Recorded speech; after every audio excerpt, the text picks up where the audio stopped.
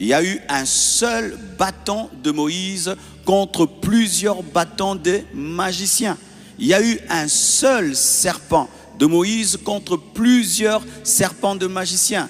Et le bâton de Moïse a avalé les bâtons des magiciens et le serpent de Moïse a avalé les serpents des magiciens. Dieu t'a appelé à être la lumière pour envahir et avaler les ténèbres.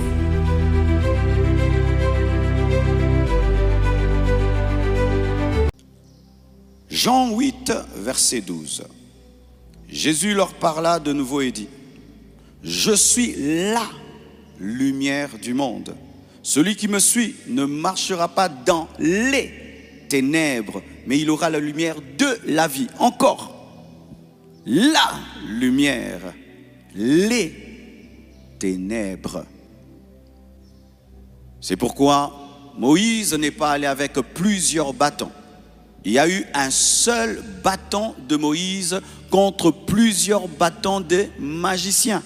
Il y a eu un seul serpent de Moïse contre plusieurs serpents de magiciens. Et le bâton de Moïse a avalé les bâtons des magiciens et le serpent de Moïse a avalé les serpents des magiciens. Dieu t'a appelé à être la lumière pour envahir et avaler les ténèbres. Un homme de Dieu qui va dans une ville, il est le seul et il y a 1000 sorciers et plus puissant que 1000 sorciers. La lumière, les ténèbres. Donne-moi la main.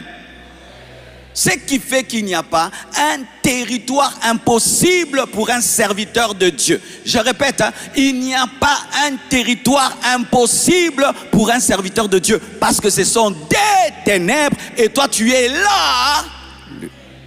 Alléluia.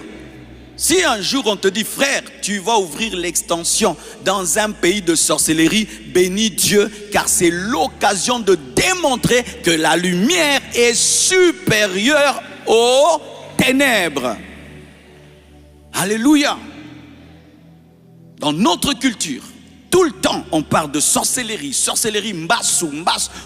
À force d'entendre, tu entends, on lui a donné un mbassou, on l'a mangé, on l'a ceci. Tu commences à croire en la puissance des ténèbres et tu ignores la puissance élevée de la lumière, car celui qui est en toi, la lumière, est supérieur à celui qui est au dehors de toi, les ténèbres.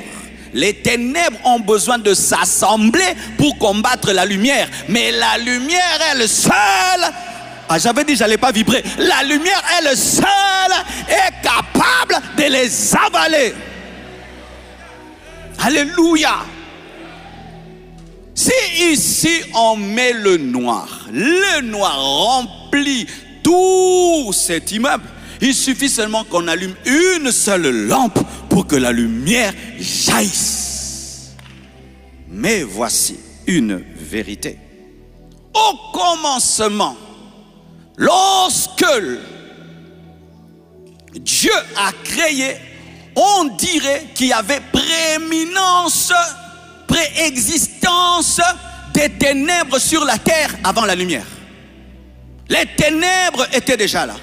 L'Esprit de Dieu se mouvait et Dieu dit: cela révèle la nature de l'humanité. Alléluia. Dans la dimension de la lumière, la lumière a été avant les ténèbres parce que Dieu est avant les ténèbres.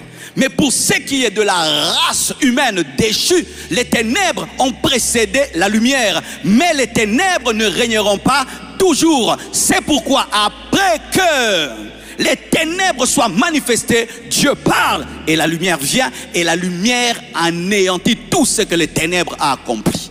Le Seigneur nous envoie vers des hommes qui ont d'abord expérimenté les ténèbres avant d'expérimenter la lumière. Mais même s'ils ont expérimenté les ténèbres avant la lumière qui vient après est capable d'avaler les ténèbres. C'est pourquoi la Bible dit dans Jean 1 verset 1-5: au commencement était la parole et la parole était avec Dieu et la parole était Dieu. Elle était au commencement avec Dieu. Toutes choses ont été faites par elle. Et rien de ce qui était fait n'a été fait sans elle.